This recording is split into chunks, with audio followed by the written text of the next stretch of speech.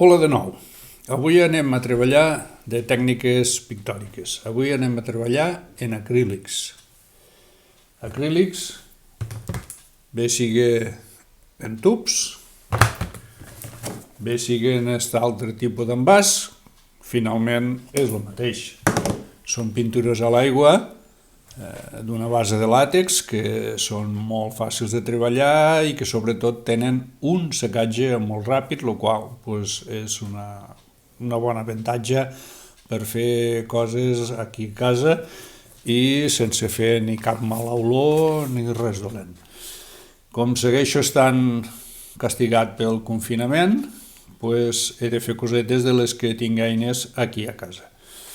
L'acrílic se treballa bé en espàtula, bé en pinzells, se pot treballar de diverses maneres. Ara us ensenyaré, primer que tot, anem a fer un fons similar a aquest. Per què? Després incorporarem unes figures, com aquestes d'este últim treball que vaig fer ahir, i aconseguirem una combinació, diguéssim, d'una obra amb un grau de modernitat i fàcil de fer. Mireu, això és el paper que anem a utilitzar. És un berjurat que té aquestes ratlletes que ens donaran les possibilitats, a base de l'espàtula i el pinzell, de trobar-hi unes textures a la pinzellada. És gruixut. És una bona peça, això deu tindre aproximadament 250-260 grams, per tant no és un paper, no ja és cartolina normal, sinó que té molta consistència. Aquí podrem treballar molt bé. Necessitem l'espàtula per al que vull fer, una paleta de fulls de paper, que serà molt pràctic, el got en aigua. Ara posarem aquí una miqueta de mèdium, que això serveix per a donar-li transparència al color. Per començar, un qualsevol, agafarem una miqueta d'este ocre i aquí farem així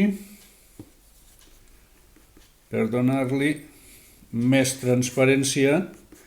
El color normalment acrílic és bastant opac, és molt similar a l'oli.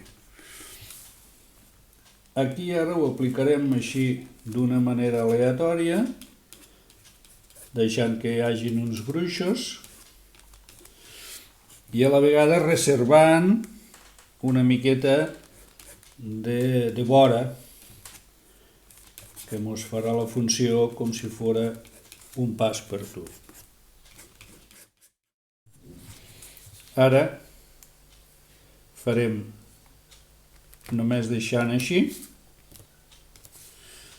i aconseguirem aquests petits relleus que d'una forma o altra, això és una aplicació basturra de lo que serien les tècniques de monotip en gravat.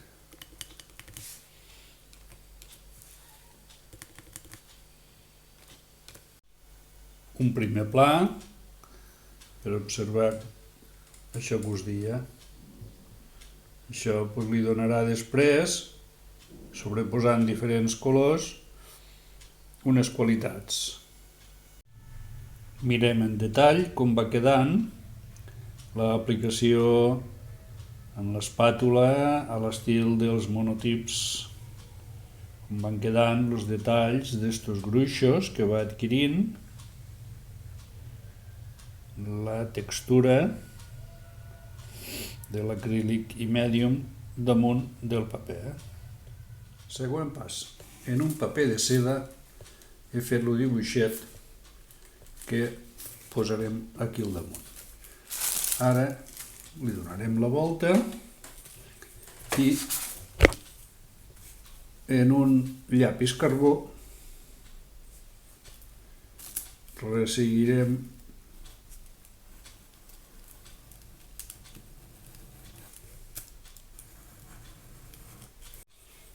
una vegada tot marcat és quan ho hem de presentar aquí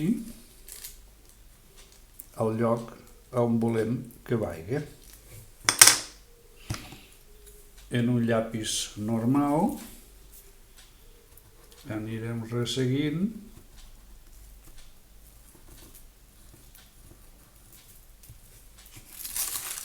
i com veieu ja queda aquí. És una altra manera de fer un calco. Aquí tenim com ha quedat ja el dibuix transferit al paper definitiu, al de l'obra.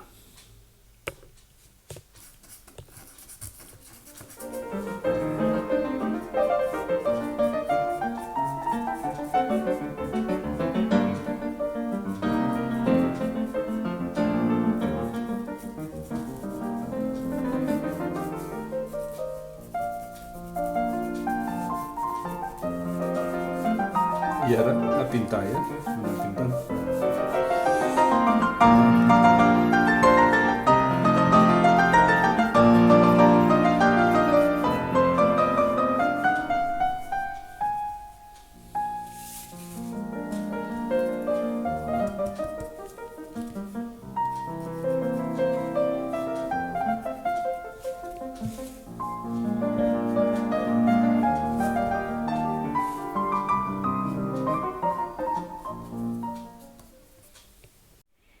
Aquí ja veiem com està quedant el conjunt de les dues figures negres damunt del paper. Ara intentarem donar-li una miqueta de color.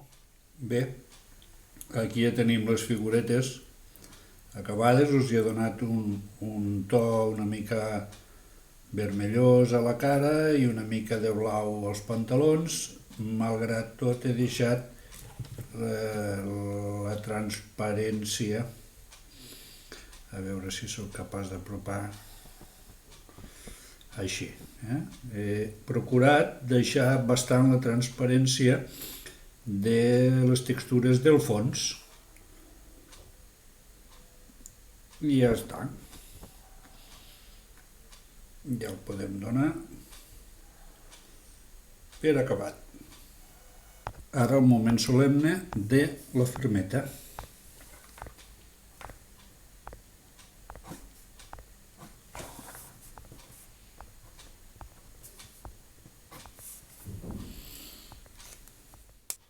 Aquí ho tenim. Bueno, fins aquí el vídeo que hem estat parlant de com fer una obra en acrílic sobre paper. Hem utilitzat únicament això, 2 pinzells i una espàtula. Hem aconseguit, com abans us he ensenyat, una obra bastant moderneta, que tot i que és petita, si aquí li afegim una miqueta de pas per tu i un marquet, no és tan petita, farà potser 30 per 40 fàcilment. Bueno, ara aprofitant això d'aquí, també és un acrílic. No vos puc ensenyar sencer, ara si a cas després farem una vista general, per això fa 1,5 metres per 1 metre. És un acrílic sobre fusta. Què vull dir en això? Que no només farem en acrílic coses petitones i boniquetes com esta, se poden fer coses ben grans. Ja l'acomiadament. Espero i desitjo que us hagi agradat aquest vídeo i que ens veiem en properes ocasions. Fins aviat. Gràcies per escoltar-me.